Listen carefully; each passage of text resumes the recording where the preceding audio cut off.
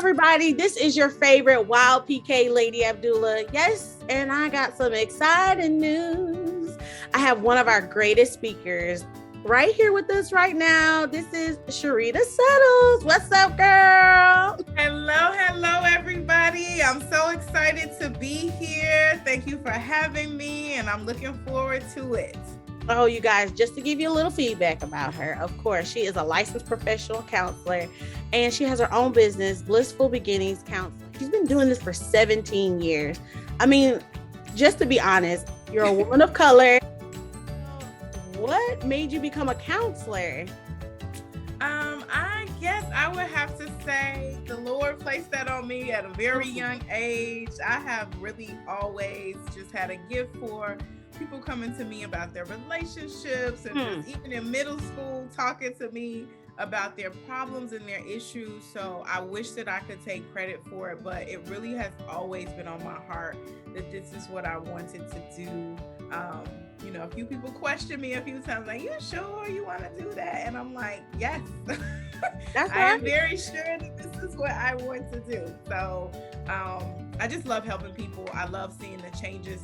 I love seeing healing take place and just all of those things that come along with this field. So it's been in me since I was a kid, honestly. I love that you are doing this. This work is necessary. I think COVID showed that how much we needed it. I mean, I know you're doing telework, right? Yes. So she said, I am virtual. So whatever you need, let's schedule that appointment. I'm out here. Come on. Yes. I love that. Well, let me ask you this. What is the particular field that you practice? So I do primarily couples counseling as well as sex therapy along with that couples counseling. And then I do also primarily work with women of color in regards to just different change of life transitions and things of that nature. I do premarital counseling as well. That is also something that's very near and dear to my heart, to make sure everybody gets on the right path from the very beginning. You understand what I'm saying? So we don't have so many hiccups as we go along the way. But yes, couples and just helping people be able to kind of communicate better in those relationships overall. Okay, so I'm just going to ask you, woman to woman, what would you say is one of the biggest issues that you see couples coming to therapy for? Because I'm married and anything can kind of fly, and I'm a hothead too. Bless my husband. He's sitting in there with me. Yes.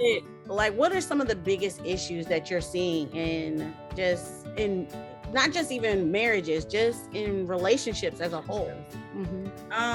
Yes. So, I hate to sound so cliche, but it really is true. Communication is one of the biggest issues because it is how we talk to each other. It is what we say. It is how we say it, how we deliver it, what this person's upbringing, how they internalize it. It's just so many things that kind of go along with how we communicate with each other and how we process things. We process things totally different. One person can hear it one way. Another person is like, I didn't mean it like that. I don't know why you take everything like that. So I definitely would say communication is a big one. Sex is another one. Let's just throw that out there in terms of frequency, in terms of pleasure and things of that nature. And then I would also say infidelity. People are trying to recover from some sort of issues that have occurred, and how do we move forward now that we've decided that we want to continue on with our marriage or relationship. Yeah. So communication and sex are probably the two biggest things that which is so true. It's like, I wish no one teaches us how to communicate properly. Right. And let alone communicate what we're trying to say. Because you might get rah, rah, rah. And that used to be me. I'd be like, and my husband would be like, it took me a while to realize that I was going that mad for an hour. And he had not said a word.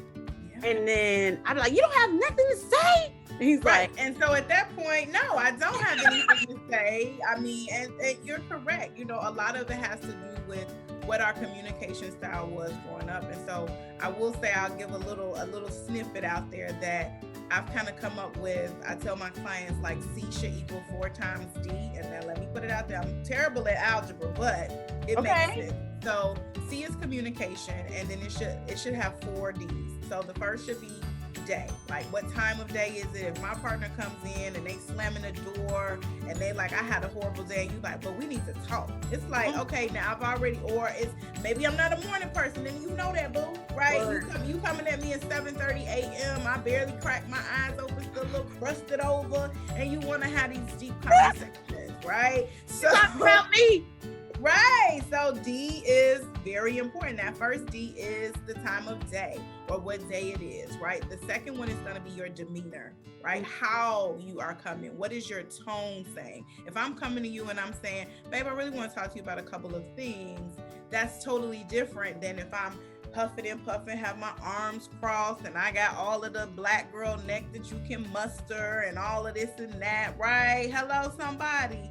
So, what is your demeanor saying? And then your delivery, as I just stated, it's a totally different ball game if I say, hey, babe, you know, it's been a couple of things that I really have been noticing and I want to kind of talk to you about, see if we can hash it out, get on the same page. And it's like, you know, I just don't like the way you've been moving for real. Like, I don't know who you think I am, but you got me messed up, right? Like, how is my delivery? Because if somebody is delivering it in that way, I'm going to immediately become defensive. And then when that person becomes defensive, then the other person is like, you just shut down. You don't say nothing. Of course not. Right. Because you shut me down at that point. So we have today, we have the demeanor, we have the delivery, and then last but definitely not least is the desire. What is the desired outcome of this communication?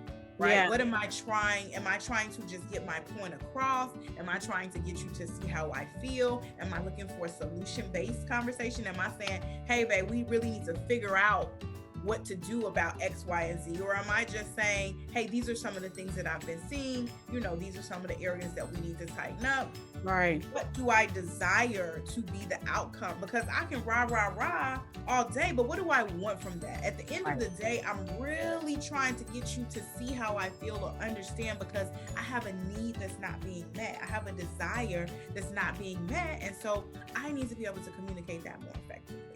Ooh. So, y'all got that for free 99 because it's $3.99. Okay. Ooh. Only because it's Pillow Talk Conference and we only are up for it. Yes.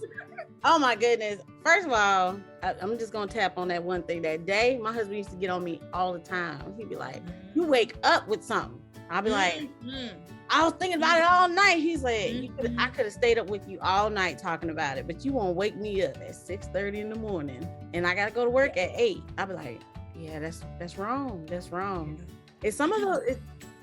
Okay, we're gonna hold some of that. We're gonna hold some of it, but yes. So to answer that question, yes, communication is one of those things that is very difficult for people sometimes to be on the same page, because we just internalize it different. Some people feel like the other person is, you know, they take it personally, they coming for me, or they said this or that. And so really being able to feel confident in what your partner's intentions are is part of, you know, where that healing takes place. Because if I think you out to get me, then I'm acting as such. Yeah, I gotta be. If I think you're out to love me, then I'm acting as such. Ooh, I love it. So according to you, when would you say is a good time for a couple? Because I heard you say premarital counseling, and I absolutely am an advocate for it. Our executive pastor, Pastor Lawrence, he was fantastic. God rest his soul, and he was amazing. He just was like, well, what about this and what about that? What do you think of that? And I mean, and that's just before we got married, but do you think you could start counseling earlier? I mean, I know you do it yourself, but yes, you can, and you can, and it will not hurt, and you should. And I say that because what I find is that people tend to come and they're looking for a solution, right? It's hair on fire. Oh my God, this has happened. Somebody's cheated, or we can't get along. We can't have a conversation without arguing. We've waited all the way up until this boiling point, and then you come and you have one session, maybe two, and you're like, oh, therapy don't work. Well, it took you a long time to get to this boiling point, and so you should be interacting and having these conversations with your partner much earlier and much sooner than a lot of us do. If our intentions are that we're going to be going further into this relationship, then there are some things that we need to be talking about. Right. So let me ask you this then. How can someone who may be interested in counseling introduce it into the relationship? Because I know having the conversation, I mean, obviously communication is challenging in itself, but saying we need counseling or I need counseling and I want you to support me. Like, how would you recommend someone even just introducing that to the relationship? Right. So broaching that subject is always kind of cliche. I have a whole poem about Black people don't go to therapy. Right. And so, and as Christians, a lot of times we really just want to pray it out and speak with the pastor, and all of that is perfectly, I believe in all of that. But sometimes you need a professional to kind of come in and be a little bit more objective.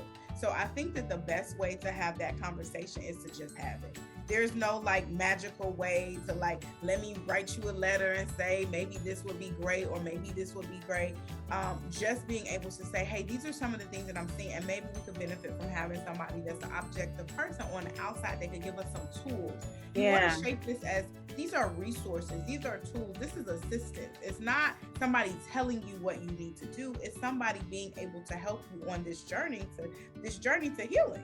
That's what it's about. And how can we get this relationship on a better accord? If you're not comfortable with just saying like, hey, maybe we need to go to therapy, you can always look into like some books, or, you know, there are different games and things that are out there that are like conversation starters to kind of prompt you and your partner to have some of these deep conversations that you might really not be having and have been avoiding. I know, I agree with you wholeheartedly, because when me and my husband, we had an agreement that we wouldn't go to bed angry. That's not always true, but we will try our best not to. And then if we're not able to talk it out amongst ourselves, like we're just constantly right here to talk to someone about it. Now I do therapy personally here and where I'm at, and especially after I had the baby, I have a postpartum counselor, and she is fantastic. House and County family, shout out to you. I appreciate them and I support the program, and it's completely free that they do, but it's things that I was scared to ask, you know, and I'm so glad that I did. It put me at ease about being a mom. It put me at ease at even dealing with my frustrations with my husband, because he's like, he's not full-time parent. I'm full-time parent. I'm tired. And I recommend it to everybody to not be afraid, because whatever was said is said between me and her. Yes. And like it should be a safe space. It is. That is the most important part of it, is that it should be a safe space. And people, I'm very excited about our people. I feel like we are finally starting to see the value in what it means to have mental wellness, right? We can continue to try to just go on and keep pushing as we have done, but we've been able to recognize that there are parts of me that really I have not shared with people. I don't know how to be vulnerable. I don't know how to have these conversations, or I'm always the one that has to be strong, whether that's the strong man, the strong woman. You know, as a culture, we just have always sort of had this sort of stigma that's been placed on us, the strong Black man, the strong Black woman, and we can just take on all of these things, and we don't have a place of fragility in our community most often. And so being able to have an outside entity where you can have some of those conversations about things that may be a little bit uncomfortable for you to talk to with other people. So I do recommend when somebody's coming for couples counseling, if needed, have your individual therapist as well. Like, get it all, so we can all make sure that we're coming together and being on one accord. Yeah, exactly right. Well, let me ask you this as well. So what would you say are 3 good practices to improve a relationship? Overall. Okay. Overall. So I would say starting with a check-in. I am a huge advocate of like weekly check-ins or starting with weekly. It just depends on where you are in your relationship, just to see where you are. Everybody does not necessarily like the rating system, but that's more than okay. But I'm kind of like, babe, where I'm at, like, am I a 6 wife? Am I a 9 wife? Like, you know, where am I at? Because if you tell me that I'm at a 6, that is not an opportunity for me to get defensive and say, well, what do I need to be doing? And I'm doing X, Y, and Z. That's for me. That's your opportunity to tell me, hey, babe, this is something that I've seen, you know, you kind of dropped the ball right here. I need you to pick it up a little bit, or I need a little bit more of this from you, or I need a little bit more of that from you. So it just allows for that conversation to take place, because what I found is a lot of times people are in their feelings and the other person don't know nothing about it. That is very true. They know nothing about it. It's like we don't really check in with each other and see where we are or how we feeling or what we need more of or what we need less of. And so I say weekly to start out and no more than monthly, because we need different things at different seasons, right? I might have had a really rough week at work, and so this week I need a little bit more hugs and kisses. Next week I might need that from you, right? Next week I might need you to clean this kitchen because I'm tired, right? So being able to really incorporate some sort of weekly check-in so that we know where each other is, and not just saying, oh, I'm good, you doing great. There's always room for improvement. So I'll let that fly for like a week or two, but you know, it's something. Right. You don't have to tell me something, because that's how we grow. So that's one thing, is the check-ins. I would say the second thing would be being intentional about the time you spend together, right? We may not always be able to necessarily get in our date nights, depending on if you have young children and things of that nature, but phones down. Let's talk. You know what I mean? Like, what are we doing? And being very intentional about, like I said, getting one of those games and sparking questions and kind of talking about those things that we really haven't been able to talk about, you know, previously. Pillow talk, right? We need to be laying in bed. That's right. And we need to be having conversations, and we need to be able to kind of utilize that time to talk about some of those things that we have not talked about. So, conversations, being able to be intentional about the time that you carve out with your partner, and then check-ins. That is what I think that everyone should be doing. And also, if you can date your partner or compliment your partner, please do that. It goes a long way. Oh my goodness, all these good nuggets, girl. I love it. They're important and it's necessary and everything. I mean, I agree with it. I think it's that intentional piece, just being intentional across the board, you know, whether it's spending time. Something that I pulled from what you said was even having a goal with the conversation. Sometimes you need a goal, because you do gloves on and you be mad, or you just be talking just to be talking, and it's like, but what do you want me to do? It's like nothing. Okay, well, all right. And I'm still working on that. You know, he's still working on me with that. I think that for my hubby, he's been patient, you know, with me and trying to figure out what that is, because I was a kid that wasn't allowed to talk. So I got with people who didn't let me talk, and then he's the first one that let me talk. So I've been talking him to death. You just been talking. Help me. No. He's like, I want to hear what you have to say. Oh, you want to hear? Oh, you didn't say nothing but a word. Say less. Yes. Oh my goodness, I'm having such a great time with you right now. We're just going to take a quick break. Okay. Come back, you guys. Hey, make sure you go ahead and check out blissfulbeginningscounseling.com. That is her website. And go ahead and see if you can get you an appointment with her, because obviously she is spitting that fire. Okay, we'll be right back. Hey everybody, go ahead and pick up your tickets on Eventbrite. Right now we have a special promo code for 20% off with Power Couple. Get your tickets now. Hey everybody, it's your favorite Wild PK. Yes, and we're back for part 2. And I have the amazing Sherita Settles with me with Blissful Beginnings Counseling. Hey you guys, she has dropped some nuggets already, but so we're gonna dive right back into it. Our next question, now this one was submitted by one of my followers. She wanted to know, When should couples talk about sex in relationship? Okay. Whoa. No. Oh, no. Couples should talk about sex in relationships when they feel like they're ready to have sex in relationships, or if they're leading up to that. So a lot of times it's not a lot of conversation about it. Sometimes it just happens. No, we're not talking about it. It's just happening, or we don't say anything about it. So I think that it should be a conversation about what it is that you need. What are your wants? What are your desires? What do you want to benefit? You know, what does that look like? You know, how often, how much, how this, how that, right?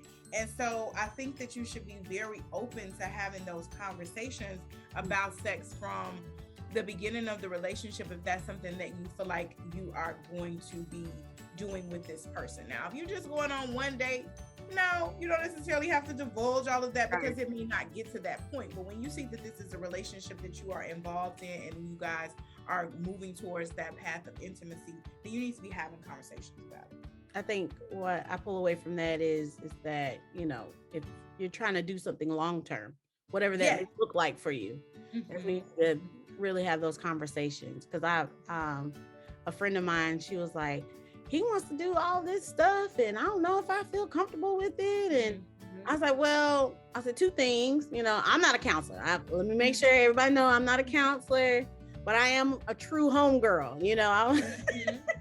And I just told her, I was like, well, when did y'all start talking about it? Well, you know, we don't talk about it. We didn't talk. I said, well, you guys are 3-4 years in and you've never talked about it. So what are you gonna do? Walk away from it? You're gonna ignore it? Right. Or you're gonna say, well, I'm not doing none of that. You better find somebody else. Because we say some ignorant stuff sometimes. We don't mean what we say, but we be saying it sometimes. We do. Yes, we do. And I was like, we need to talk about it more, or at least make it not so taboo, where you can ask the questions. And I think the first time that I had the conversation with my husband, this is when we were early on dating, I said, hey, these are the things I'm not cool with. And he was like, well, I didn't ask you. I said, no, I need you to know this right now. I was like, I can't wait. So we can make an informed decision on if this is something that I want to move further with. If you say this is the only way that I can get down, well, I don't get down that way. And so let's keep it pushing. Yeah. Right? Like, I can respectfully decline. Yes. If it's something I'm uncomfortable with, have that conversation. If it's something that I need more of, but like you said, just from the beginning, kind of putting it out there, as I stated, when you're ready to start having those conversations about what it is that you plan on doing with this person. Yeah. If I don't see any, if I don't see any sort of actual longevity in this, then I won't have those conversations. But if I feel like, this is gonna be what it is, then I need to treat it as such. Why do you think it's so hard for us to talk about it though? I think that it is very difficult to talk about sex because it has just historically in our society been very taboo.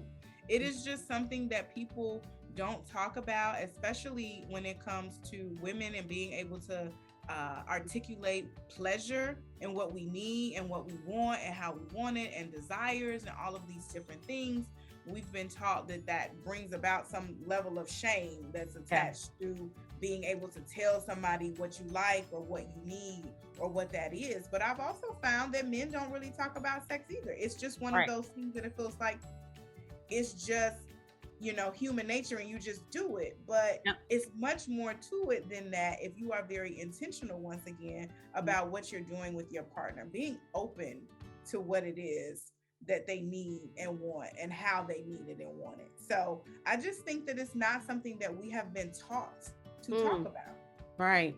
I know that, as women, we're not really informed about our bodies as a whole, even down to a period, to then getting ready for menopause, whenever that time is for that woman, because it's on both ends. It's like you don't really know.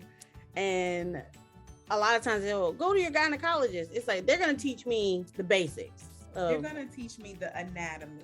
Right.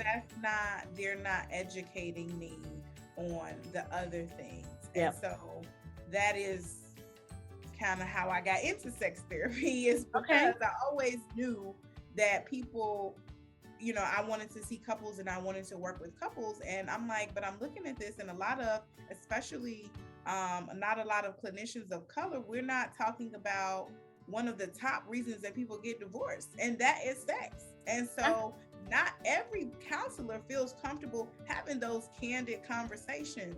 That is what I am here for, to be able to have those conversations that you may not feel comfortable with your partner. But I just think we don't talk about it because it's not comfortable, because we've not been taught to talk about it, and we don't know what to say. Yeah. Ooh, that's a good one. Just don't even know what to say. I know, and I shared this with you before. I was like, I'm a church girl, born and raised, and all my life they're telling me don't have sex, and that's it. They're not explaining anything. They're not telling me any more information. And then it's like, well, this is how you do it, so don't do it. It's like, okay. But then now I'm free out in the world, and you tell me that if you don't do it, your man gonna cheat. That's first thought I had. I need some practice. I need to be good at this thing. Right. Because what am I gonna know what to do if I haven't done it? Help me. And I was like, I can't even say if I do or don't like something, because I haven't even explored my own sexual preferences. I haven't even been able to be exposed to it. So my gateway is the adult industry. And you know, I watched a bunch of stuff, and because I was the ultimate homegirl, I always had my homeboys. I was like, do y'all want people to do this? I was asking them, you see, when she did that, can you tell me, is that what you want? They were like, well, everybody's different. You know, they were trying to help. They were trying to help me, but I was like, but I don't know. So that was hey, first real full-time boyfriend, I want to try this. What do you think of that? And you know, he's a virgin too. He had no idea what he was doing. So you got two virgins just completely lost trying to make things happen. So talking about it needs to not be this. I think the fear is, if you do it, then it comes this other responsibility, which is being pregnant. But it's like, there's spiritual connection, there's emotional connection, there's these other things that are connected to it. It's so many things that happen, and not talking about it has historically not kept people from not doing it. Yeah, that's right. They still been doing what they've been doing and gonna keep on doing. That's right. So I don't understand that, you know, it's as if it's gonna like go away, or if I just don't say anything about it. And I understand on some level that it's like, oh, well, if I'm exposing you to certain things, or I'm talking to you about it, then you might get interested in it. But we are human beings, Christians or not. Our body is going to be interested, because that is what we have been designed to do. Right. So, you know, not here to tell anybody what their journey should be, but you know, some people wait, some people don't. But not talking about it is not going to negate that one way or another. Yeah, because it's coming.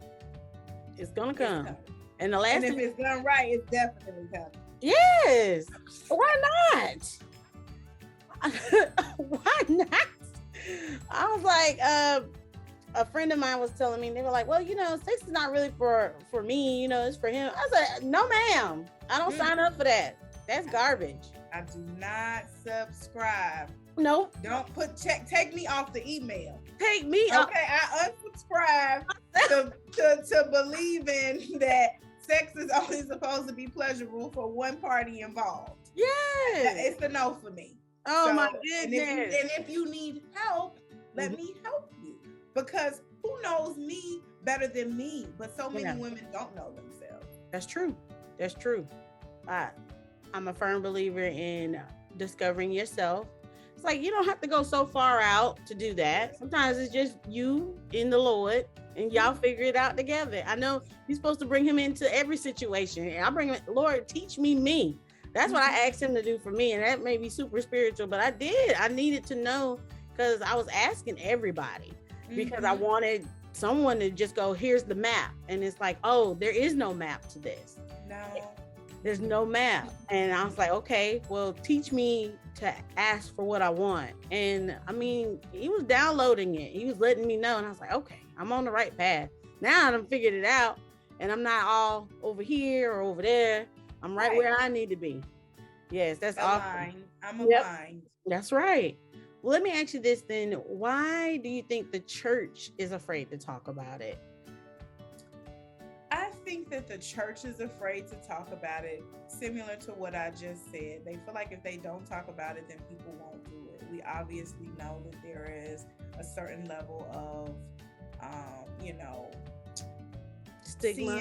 That is stigma that is attached to fornication and having sex before marriage and all of these things. But they also don't talk about sex once you get married. Like, even if you decide to abstain and you are able to do that, and that's wonderful and that's great, I just think that it is, once again, an uncomfortable conversation to have, because historically as Christians, a lot of times people have felt like keeping yourself from a certain level of pleasure is closer to godliness in some way, when God wants for us to have joy, to be happy, to be pleasurable. But it's almost as if it's associated with, well, you're not doing it for pleasure, you're just doing it for children, or to, to make sure you are being fruitful and multiply. And so I just think that a lot of church people don't know either. They're not having those conversations. And so this was really near and dear to my heart, because I remember God placed this on my spirit a long time ago, that I would do some level of sex therapy in the church. Or, I'm like, y'all having all of these marriage workshops, all of these marriage retreats, and y'all talking about finances and raising the kids. And I mean, y'all have hundreds of members here, and y'all don't have any breakout sessions about sex. Yeah. Right? And so why is that? Why is that? And so that is a space that I've wanted to kind of carve and create. So listen, any pastors out there, y'all looking for somebody to come into your church, right? About, because it's needed, and I just think that it feels too real when you have conversations about it. It's like, let's just sweep it under the rug. Like, we're all people. So we got here by somebody having sex. Yeah. That's how we here. Somebody, somewhere, somehow had sex, and that is how we are all here. And so I do want us to start having much more open, candid, colorful conversations, not just dry conversations about it, but really being open to so many other avenues that sex can bring into your marriage. So I also am just a huge fan of, my framework is really that integrating intimacy. Even if we're not talking about penetrative sex, what does intimacy look like? Because that's really what is lacking a lot of times. Before we can even get to the sex, I don't feel emotionally connected to you. And so how can I be physically connected to you? And what does it look like for both of those things to come together and merge? So let me not get too preachy. You guys, I'm telling you, Sherita Settles, you are straight fire from heaven on this topic. Pillow Talk Conference is going to be amazing. I have tons of questions, but you know what? I'm going to stop right here. You guys, make sure you get your tickets for Pillow Talk Conference. And we will be having a Q&A session with her as well. So, and we'll keep it anonymous. We'll have some postcards. You can write them down. Or if you have some questions, you can go to Pillow Talk Conference Facebook page and go ahead and submit your questions. We want to hear from you guys. Thank you so much. Hey, how can they reach out to you one more time, Sherita? Where can they find you? So they can find me at blissfulbeginningscounseling.com. That is my website. You can kind of go check it out if you want to inquire about services and things of that nature. I am virtual at this time. I'm pretty full. I'm not going to lie. So this is not a shameless plug, because I do have clients. So there we go. I'm doing mostly daytime at this point. All my evenings and weekends are full. I have the rates on there. I just believe in all of that stuff. Like, be transparent from the beginning. You don't have to call and all of that. You know how long the session is, how much it is, what we cover, things of that nature. And I just have no problem doing any sort of like consultation calls and things like that. And if anybody else, like I said, is looking for this kind of opportunity to kind of have me come and speak and things of that nature, I'm open to that as well. So I will give y'all her information. She is fantastic. But come see her at Pillow Talk conference first. Pillow Talk conference. That's right. Don't snatch her up yet. We have a lot to talk about, right? From the head to the bed, how to keep that intimacy fed, baby. Come on. Ooh, I like that, from the head to the bed. I love it. I love it. Well, you guys, thank you guys for joining us once again. This, of course, has been a blessing, and we'll see you for Pillow Talk conference. All right. Bye-bye.